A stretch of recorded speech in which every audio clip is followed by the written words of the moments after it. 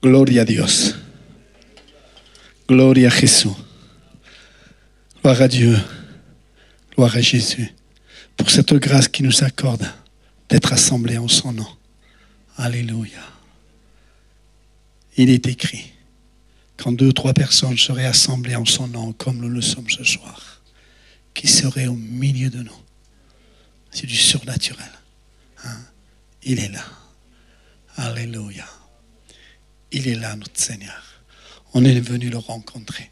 C'est vrai que vous avez plusieurs pasteurs qui passent, et celui que nous sommes venus rencontrer, pas le pasteur tel ni le pasteur tel, c'est le Seigneur. C'est lui que nous sommes venus rencontrer ce soir. Alléluia. Le surnaturel de Dieu. Je disais l'autre jour à l'église de pasteur, c'est que je sers le Seigneur, je disais, on va demander à Dieu. On va demander à Dieu, parle-moi.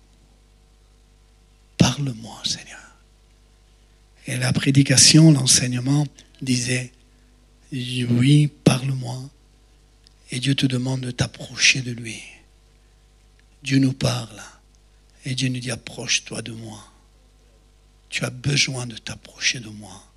Toi qui es chargé, fatigué, infirme, malade, avec toutes sortes de problèmes. Parle-moi, Seigneur. Et le Seigneur te dit, approche-toi de moi. Et je m'approcherai de toi. Laisse Dieu te bénir. Mais pour que Dieu puisse te bénir, il ne faut pas que tu sois loin de lui. Il faut que tu sois près de lui. Il y a des efforts à faire, mais on va les faire. Amen.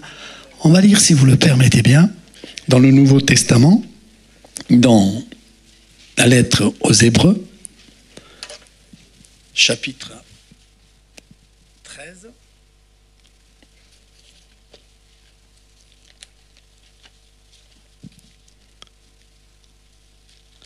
Chapitre 13 et le verset 8. Gloire à Dieu. A Dios c'est la gloria. Alléluia. Il ne se manque pas à sa parole. Parfois, on a des rendez-vous avec des personnes, mais ils ne viennent pas au rendez-vous. Je viens, mais elles ne viennent pas. Mais le Seigneur n'est pas pareil. Le Seigneur, il a dit, quand 2 ou 3 personnes seront assemblées en son nom, il est là. Et parce qu'il est là, alors il va se passer des choses. Et parce qu'il est là, malheur à l'homme qui se confie dans l'homme. On n'a pas envie de se confier dans l'homme. On aime l'homme, on sert l'homme. Celui que nous voulons nous attend ce soir. C'est le Dieu de prodige. C'est le Dieu de miracle. C'est le Dieu qui sauve, qui change et qui bouleverse. Gloire à Dieu. Hébreux, chapitre 13, et le verset 8, un petit passage pour dire des grandes choses merveilleuses. Jésus, Christ, est le même aujourd'hui et éternellement. Il n'a pas changé. Nous avons changé. Il va dire dans le livre de l'Apocalypse, ce que j'ai contre toi, c'est quelque part tu as perdu. Tu as perdu de ton zèle. Tu as perdu de ton amour pour le Seigneur. Tu as perdu, tu n'as pas gagné en t'éloignant de Dieu. Mais tu as perdu. Et on n'a plus envie de perdre. D'accord avec moi? On n'a plus envie de perdre, mais de racheter. Racheter le temps, les jours qui sont devant nous. On a envie d'aller plus loin. Envie de s'épanouir. Envie de grandir. Souvent, je dis dans mes prières, je veux me baigner dans ta présence. Quiero regalarme en tu presencia. Je veux me régaler dans ta présence. Je veux me baigner dans ta présence. Je veux m'abandonner dans ta présence.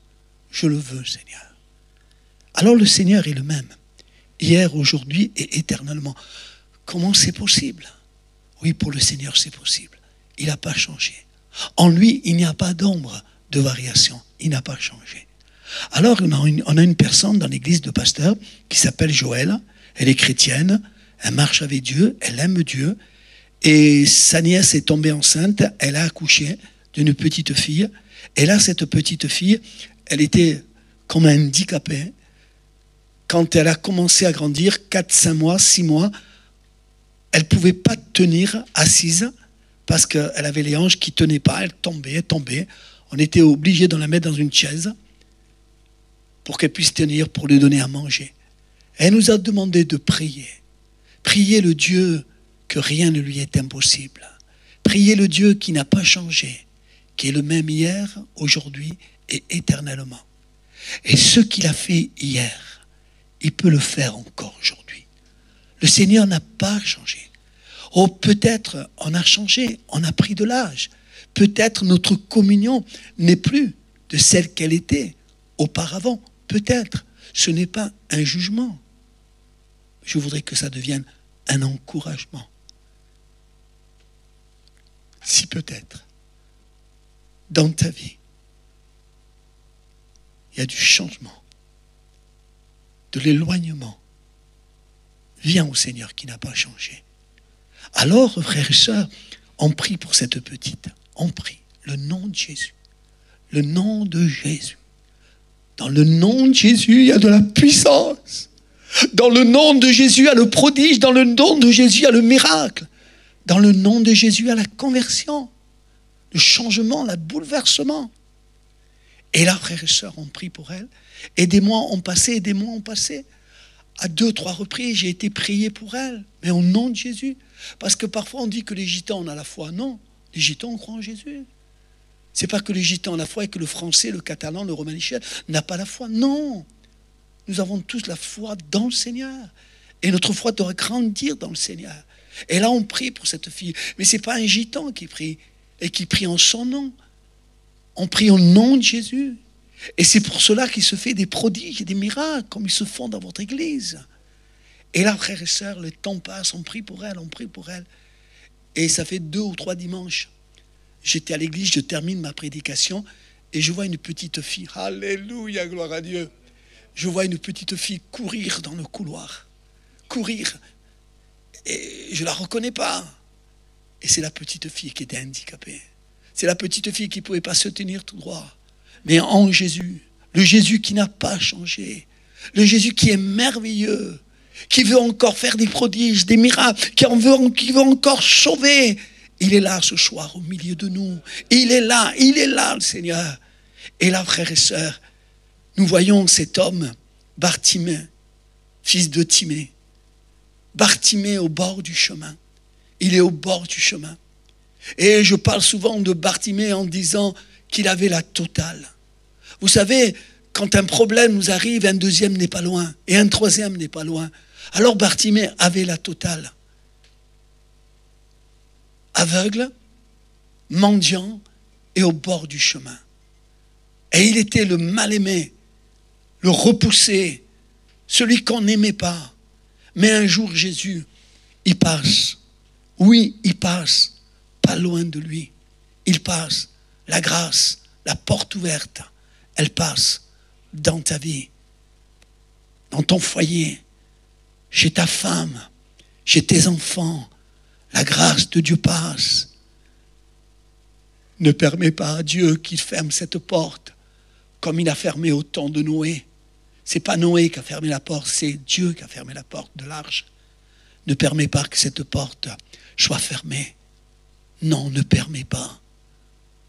Nous sommes encore dans un temps de grâce. Oui, dans un temps de grâce. Peut-être nous sommes au bord du chemin, peut-être pas loin de la dépression, à quelques jours de rentrer peut-être à l'hôpital. Qu'est-ce qu'il arrive dans mon foyer? Mon foyer bat de l'aile. Mais qu'est-ce qui se passe entre ma femme et moi? C'est plus comme c'était auparavant. Mais qu'est-ce qui se passe? Qu'est-ce qu'il arrive? Avant, on était zélés. Avant, il y avait ceci, avant cela. Qu'est-ce qui se passe? N'aie pas peur. Si tu es là ce soir, n'oublie pas qu'il y a encore un temps de grâce. Réjouis-toi. N'oublie pas de dire Alléluia, merci Seigneur. Il y a encore un temps de grâce. Tu es là à l'écoute de la parole de Dieu. Il y a encore ce temps de grâce. La grâce, elle passe. Et là, la grâce, elle passe pas loin de Noé. La grâce de Dieu passe. Il m'est arrivé, c'était au mois de juillet, je me rappellerai toujours, c'était à quelques jours de partir en vacances. Et c'était l'été, c'était ce mois de juillet frappé fort. Il faisait chaud. Et on m'appelle pour aller visiter un homme à l'Archer. Et je voulais aller le visiter. On m'appelle, je vais aller le visiter. Mais il faisait chaud. La vérité, il faisait chaud. Je me suis dit, je vais aller vers 6h, 7h. Il fera moins chaud. Mais le téléphone sonne. Et on me dit, Laurent, on t'attend, il faut venir. Ah, je dis, il faut y aller. Et là, j'y vais. À l'hôpital de l'Archer. L'Archer 2. Quand je rentre dans le couloir, il y avait tous les gitans de Catalans, de Nésignans, de ceci, de cela, ils étaient là. Et vous les voyez avec leurs grosses moustaches, avec leur chapeau, là, leur casquette, ça vous donne froid au dos. Et ils m'attendaient. Certainement, certains, quand ils m'ont vu rentrer, c'est ça le pasteur? Oui, c'est ça le pasteur. Mais j'ai senti qu'ils m'appelaient pour que je donne la bénédiction, parce qu'ils attendaient que cet homme allait mourir. Le Dieu qui n'a pas changé, il était là dans cet hôpital. Et là, frères et sœurs, je rentre et il y a un jeune homme qui m'accompagne, un jeune homme, un chrétien ça faisait pas longtemps qu'il était chrétien, il m'accompagne. On rentre dans le service réanimation avant de rentrer, on se met les blouses et tout, et je regarde le jeune homme, je lui dis, écoute-moi, on ne va pas prier pour prier, on va prier pour que nous puissions voir le miracle. Tu comprends? Il était jeune, tu comprends? Il me dit oui. Et là, on rentre. Au nom de Jésus. Le Jésus qui n'a pas changé. Qui est le même hier, aujourd'hui, éternellement. Et ce qu'il a fait hier, il peut le faire encore ce soir. Est-ce que nous le croyons? Je crois. Amen. Est-ce que nous le croyons? Alléluia. Jésus, il est allé à Nazareth. Il n'a pas pu faire ce qu'il avait envie de faire. Mais est-ce que nous, ce soir, nous le croyons? Alors je dis au jeune homme, écoute, on ne va pas prier pour prier. On n'est pas venu ce soir à la réunion pour venir à la réunion. Nous voulons voir la main de Dieu agir. Nous voulons voir la toute-puissance de Dieu. Et là, on rentre dans cette chambre. Et là, frères et sœurs, on prie le Seigneur. On prie au nom de Jésus. Comme la Bible l'enseigne, simplement. Le nom de Jésus. Je lui impose les mains. Ça pourrait être un autre pasteur. Le prodige ne se fait pas au nom d'un pasteur.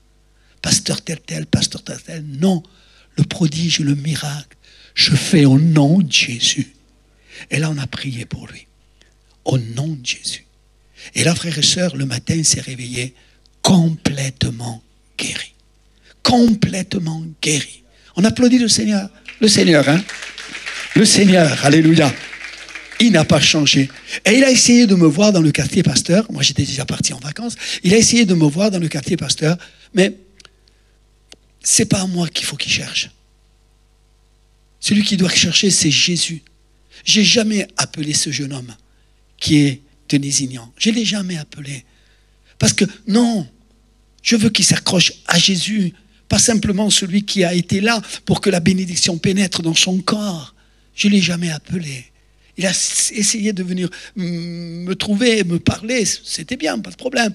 Mais c'est Jésus, le Fils de Dieu, que nous avons besoin de rencontrer.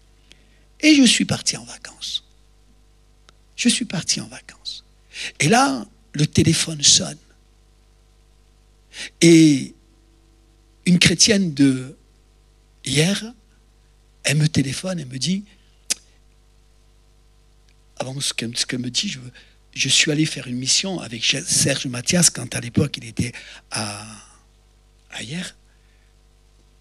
Et j'ai été plusieurs fois dans cette église. Et là, j'ai sympathisé avec une femme, une chrétienne formidable, qui a son mari paralysé. Elle s'en occupe comme ça de son mari paralysé. Comme ça, elle s'en occupe. Un amour pour son mari, wow, ça dépasse. C'est merveilleux. Et là, quand je viens cette fois, elle se met à pleurer. Je dis, mais qu'est-ce qui se passe? Elle est toujours pleine d'esprit, elle est courageuse. Elle se met à pleurer. Je dis, pourquoi tu pleures? Elle me dit, Laurent, j'ai plus les forces, j'ai mal aux reins. Je ne peux plus m'occuper de mon mari. Les sœurs de l'église viennent m'aider pour laver mon mari. Laurent, je veux que le Seigneur me guérisse. Je veux, Laurent, que le Dieu de prodiges, de miracles me guérisse pour que je puisse encore me servir de mon mari. Et je prie pour elle. Une prière banale, une prière simple. Mais au fait, au nom de Jésus, le Jésus qui n'a pas changé. Et là, je prie pour elle. Et le téléphone sonne quelques mois après. Téléphone sonne. Et elle me dit, Laurent, non, elle demande à Serge Mathias l'autorisation de me téléphoner. Et Serge Mathias lui dit, mais téléphone-lui, ça va l'encourager à Laurent. Et elle me téléphone avec l'autorisation de Serge Mathias. Et elle me dit, Laurent, j'étais complètement guéri. Maintenant, je peux me réoccuper de mon mari. À Dieu soit la gloire. Mais l'histoire, c'est pas ça. Après, il y a le feu de flamme. Le retour de flamme, pardon. Quelques jours après, des calculs dans les reins. Obligé de rentrer à l'hôpital de Fréjus en urgence. J'avais tellement reçu là que le diable, il voulait un peu m'arrêter. Mais le diable ne peut pas nous arrêter. Quand Jésus-Christ est avec nous, malgré les problèmes, difficultés que nous pouvons traverser, au nom de Jésus. Et là, il est au bord du chemin. Et quand il entend que Jésus passe par là, je le disais tout à l'heure, je le redis maintenant, c'était un temps de grâce. Un temps de grâce. Et quand il sent que Jésus, quand il entend que Jésus passe par là, il se met à crier. Et la Bible nous enseigne, et la Bible nous dit que quand un malheureux crie, que l'Éternel entend. L'Éternel entend. Alors Jésus a entendu sa prière. Mais avant que Jésus entende sa prière, il y a des gens qui ils ont voulu le faire taire. Il y a des gens qui veulent t'arrêter. T'arrêter dans ton amour, dans ton zèle, dans ton envie de grandir avec le Seigneur. Mais ne regarde pas aux gens qui veulent t'arrêter, aux situations faciles ou difficiles, ou à l'infirmité, ou à la maladie qui veut t'arrêter. Alors il s'est mis à crier. Malgré que les gens voulaient l'arrêter. Le Seigneur me dit là, en cet instant, quelle est la chose qui veut t'arrêter? Quelle est cette chose qui veut t'arrêter? Quelle est cette chose qui veut t'arrêter? Alors crie plus fort. Ne t'arrête pas. Ne regarde pas au problème. Ne regarde pas à la difficulté. Mais regarde au Seigneur. Je lève les yeux vers les montagnes. De qui me viendra le secours? Le secours me viendra de Dieu.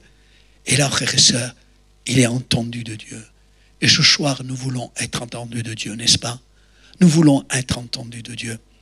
Et il m'est arrivé si j'étais plus jeune, j'avais un peu plus de cheveux. Dans le quartier à Nice, le quartier Saint-Charles, avec des cousins, des chrétiens, on est allé donner des prospectus. On distribuait des prospectus. On frappait aux portes, donnait des prospectus. Et une bonne femme nous a ouvert. Il y avait marqué « Dieu guérit, Dieu bénit ». La femme nous regarde et « C'est vrai ce que vous dites ?» Mais on dit « Madame, oui, c'est vrai. Jésus-Christ bénit, Jésus-Christ guérit. » Elle m'a dit « Rentrez ». On était 3. Rentrez. Et on est rentré. Je me rappellerai toujours, il y a un petit couloir et à notre gauche, il y avait une chambre. Il y avait un garçon de 20-23 ans à peu près, paralysé sur son lit. Mais ça ne nous a pas découragés. On était jeunes. On avait la foi. Et on a prié, on a même sauté. Hein, ouais. On a prié pour le jeune. Nous savons que rien n'est impossible à Dieu, n'est-ce pas? Est-ce que vous le croyez que rien n'est impossible à Dieu? Est-ce que vous croyez que ce soir il va se passer quelque chose? Est-ce que ce soir vous croyez qu'il va se passer quelque chose? Oui, oui. Et on prie pour ce jeune, on lui impose les mains, on prie, on crie même. Et on lui dit, à l'époque, je faisais les fruits et légumes, et j'avais une petite fourgonnette, et j'ai demandé à la femme que dans la semaine, j'aimerais bien amener le petit avec la chaise roulante, il n'y a pas de problème. de l'emmener à l'église, de pasteur, pour qu'il écoute la parole de Dieu.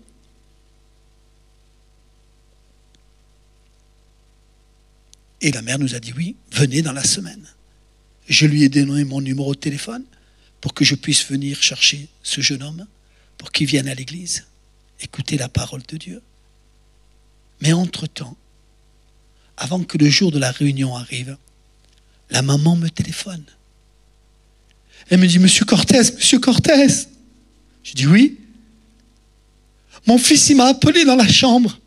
Il m'a dit, maman, viens vite. Et la maman est venue dans la chambre. Elle dit, qu'est-ce qui se passe, mon fils? Maman, je ne comprends pas.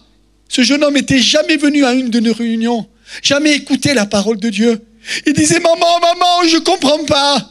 Il y a quelque chose à l'intérieur de moi qui est en train de me dire, lève-toi et marche. Lève-toi et marche.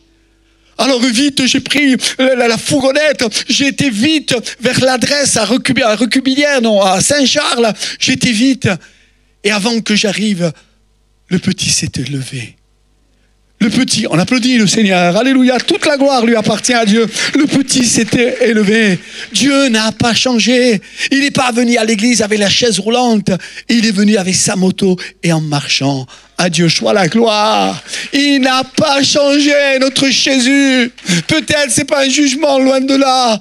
Je ne veux pas te décourager, mais je veux t'encourager. Peut-être nous avons changé, peut-être pas.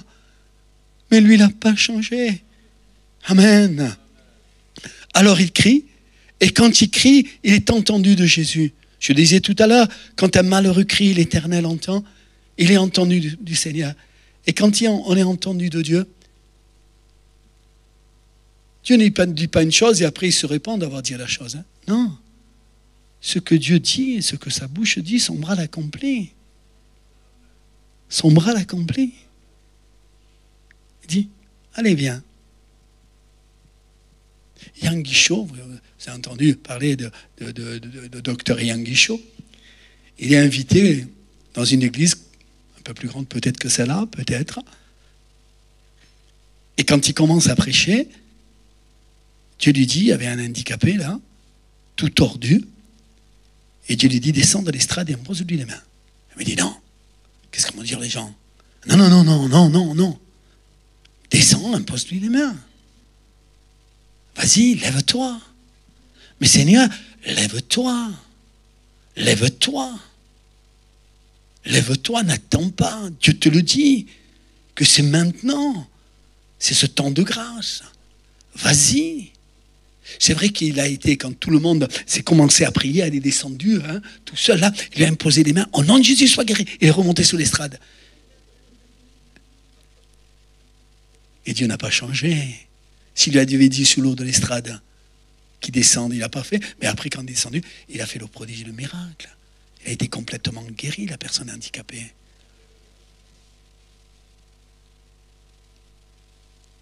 Amenez-le. Qui viennent. Et nous devons venir au Seigneur. Ce n'est pas les années que nous connaissons le Seigneur. Nous connaissons depuis des années, mais c'est un nouveau jour. Une nouvelle année. Il faut recommencer avec lui. Dieu t'appelle. Allez, viens. Mais Seigneur, tu sais, moi je connais pas mal de choses. D'accord, c'est vrai que tu connais pas mal de choses. Mais si tu en connais davantage, c'est encore mieux. Viens. Et là, frères et sœurs, le Seigneur t'appelle. Alors il vient. Et quand il vient, il fait quelque chose de merveilleux. Il laisse son manteau. Il avait besoin de son manteau, parce que le soir il fait froid. C'était sa couverture, c'est tout ce qu'il avait besoin.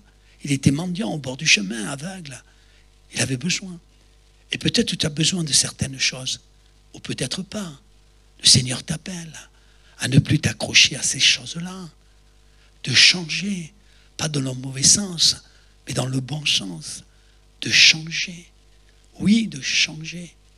Et là, frère et sœur, il se lève, il va en direction du Seigneur. Que c'est bon de se lever et d'aller dans la direction du Seigneur. Il va, pas avec le doute, pas avec la crainte, pas avec la peur.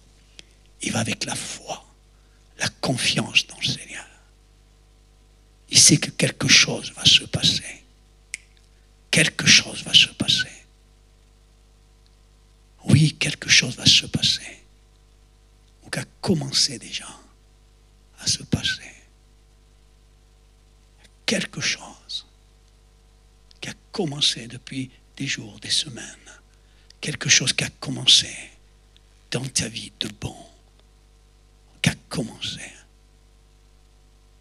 Quelque chose qui a commencé. Je disais un jour dans une de mes prédications, je disais Moïse, quand il a vu le feu là-bas, il voulait savoir quel était ce phénomène. Pourquoi ce feu ne s'éteignait point? Pourquoi? Il a voulu savoir. Et vous savez que jamais ce feu s'est éteint. Parce que de là-bas qu'il était, il est venu là. Il est venu dans son cœur. Et le feu pour le Seigneur, il ne s'est jamais éteint. Et que notre feu pour le Seigneur ne puisse jamais s'éteindre. Ne regardons pas aux situations. Il est écrit que dans les derniers temps, il y aura des temps difficiles. Il y aura des guerres, des bruits de guerre. C'est vrai. Mais cela ne doit pas faire du mal à ma foi, à ma confiance, à mon amour pour le Seigneur. Lui qui n'a pas changé. Et là, frères et sœurs, l'aveugle arrive. Je vous pose une question. Est-ce que Jésus savait qu'il était aveugle? Eh oui. Eh oui. Ce que je veux dire,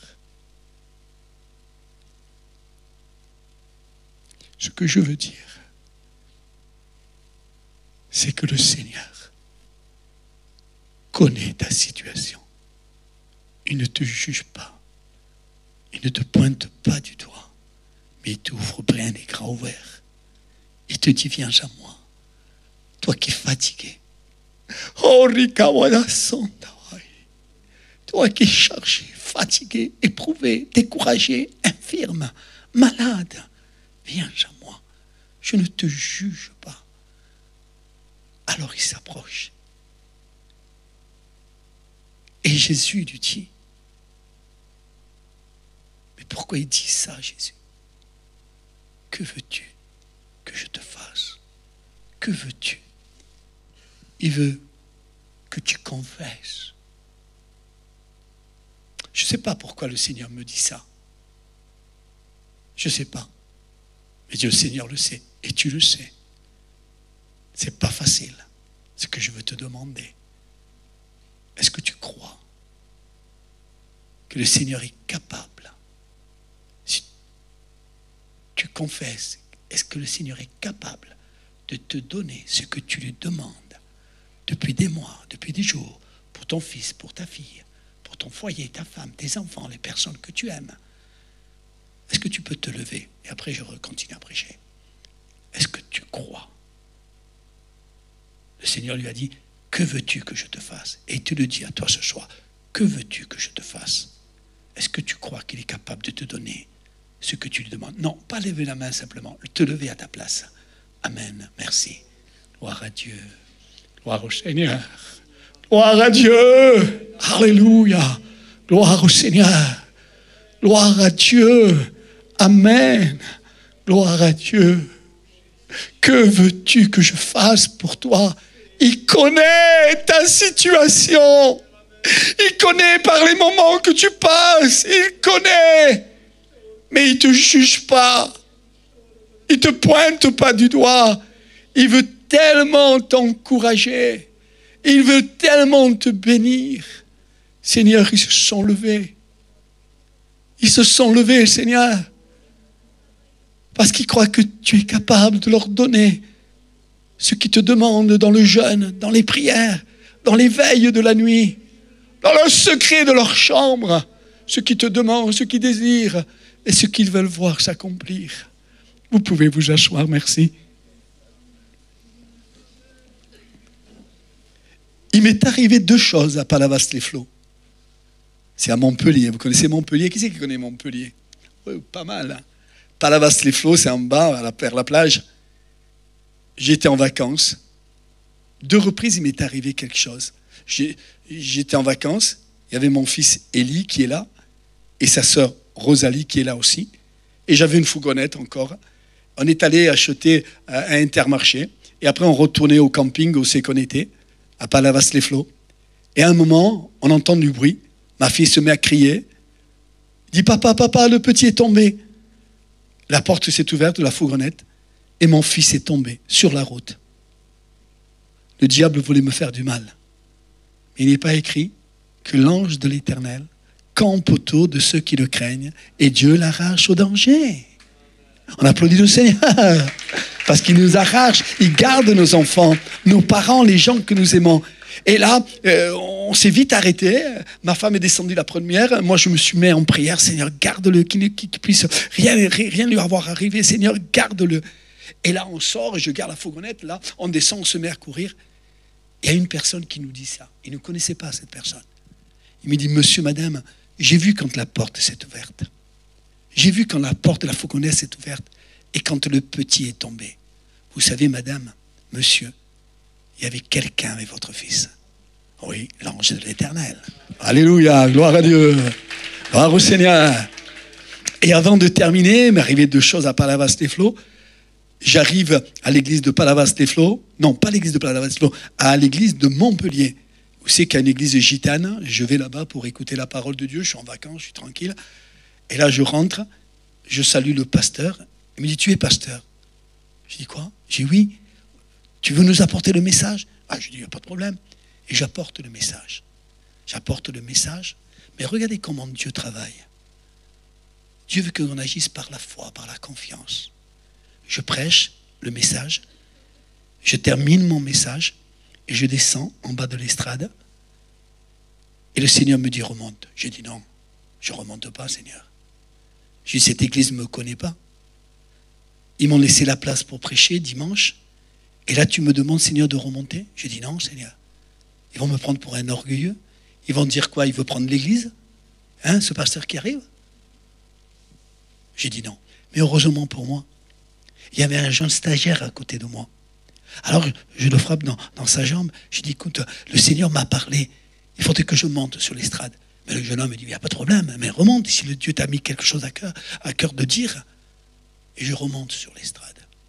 Et je dis, voilà, au milieu de nous, ce matin, il y a quelqu'un qui a une tumeur à la poitrine. Qu'elle s'approche. Et au nom de Jésus, on va prier pour elle. Et au nom de Jésus, on va s'attendre à qu'il se passe quelque chose. Une demoiselle se lève, elle vient au devant, on lui impose les mains. Dans les mois qu'ils ont suivi, elle est allée se faire voir à son médecin, et le médecin a dit, mais où est la tumeur? Il n'y avait plus de tumeur. On applaudit encore une fois le Seigneur, il n'y a plus de tumeur. Au nom de Jésus, le Jésus qui n'a pas changé, le Jésus qui est le même hier, aujourd'hui et éternellement. Et tout ce qu'il a fait hier, il peut le faire encore ce soir. Est-ce que tu le crois? Et là, frères et sœurs, il s'approche. Jésus le regarde. Que c'est beau que Jésus nous regarde. Alléluia. Qu'il est bon que Jésus nous regarde. Waouh. Jésus le regarde. Que veux-tu?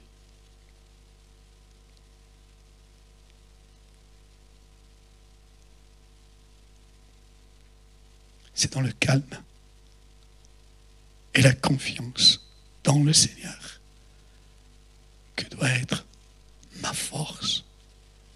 Tu appelles les choses qui ne sont pas comme si elles étaient. La conversion de ton fils, elle n'y est pas. Mais tu appelles les choses qui ne sont pas comme si elles étaient. La conversion de ta fille, la conversion de ton mari, la conversion de ta femme, la guérison des personnes que tu aimes, la guérison d'une personne qui souffre, qui est là, dans la douleur. Tu appelles les choses qui ne sont pas. Il n'y a pas la guérison. Mais tu appelles les choses qui ne sont pas. Comme, je sens la présence de Dieu. Mais vous avez prié. Vous avez jeûné certainement. On sent la présence de Dieu. Vous allez me dire, mais Laurent, c'est normal. Il ne se manque pas à sa parole. Quand 2, 3 personnes est assemblées en son nom, il vient. Et parce qu'il vient, alors il se fait des prodiges, des miracles. Les gens se convertissent. Les gens sont bouleversés, transformés. Les gens sont changés. Que veux-tu que je te fasse, Seigneur? Cambiame. Nous les gitans, on demande souvent ça. Change-moi, Seigneur. Cambiame. Change-moi comme l'eau a été changée en vin. Change-moi, Seigneur. Que je ne sois pas une persécution pour l'Église, mais que je sois une bénédiction pour l'Église. Pas en essayant de prendre la première place, non, mais en venant pour soutenir l'Église où tu m'as fait membre. Seigneur, tu n'as pas changé. Seigneur, tu vois, j'ai mal. Je suis fatigué, je suis malade. Guéris-moi. Et le Seigneur le regarde. Je ne sais pas pourquoi je parle du regard là. Peut-être tu as envie que Dieu te regarde. Oh, pas le regard du pasteur, mais le regard du Seigneur. Waouh! Que Dieu puisse nous regarder.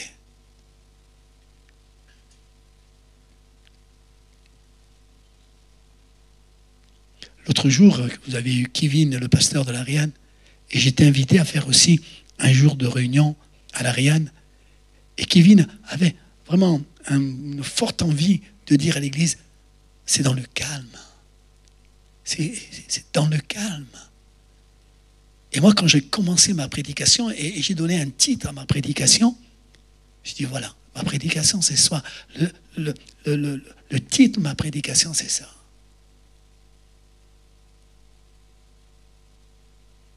Seigneur, parle-moi. Ábrame, Seigneur.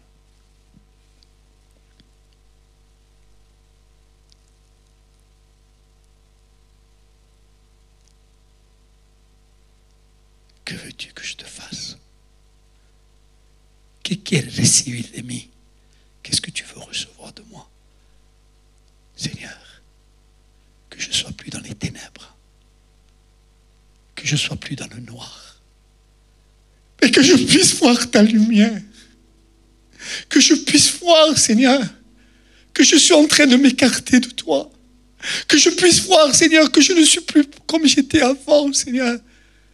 Seigneur, mets ce premier amour, ce premier zèle, cette première envie, comme je le faisais auparavant. Seigneur, mets cette envie. Et le Seigneur va lui dire, mais oui. Il ne va pas te dire non, le Seigneur. Et j'ai cette pensée. Je ne veux pas le faire.